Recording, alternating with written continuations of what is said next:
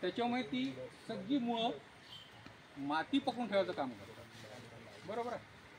आता बघा, मी तुम्हाला काय सांगितलं होतं स्लाइड शोमध्ये की निसर्ग तुम्हाला सांगत असतो, दाखवत असतो. आता मला असं वाटलं की ह्याची आपण रोपं तयार करूया.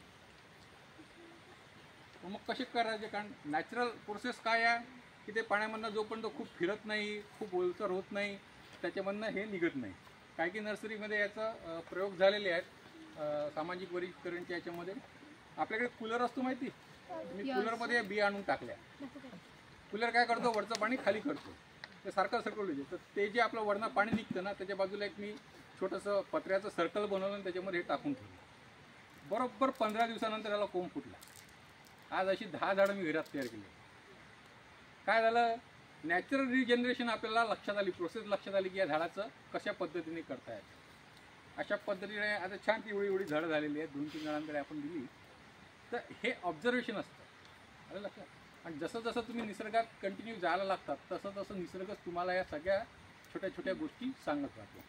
हे मधमाशांचं आवडतं झाड आहे, आलं लक्षात. त्याच्यावर मधमाशा खूप आग्यामुळं किंवा मोठे मोठे पोळे असतात ना, ते याच्यावर बनवतात. तुम्ही जर मेळघाटमध्ये गेले तर तुम्हाला काही काही झाडं अशी फक्त मधमाशांच्या पोळ्याचीच झाडं दिसते आणि त्याच्यावर सगळ्याजवळ असे ओरखडे तुम्हाला दिसतील.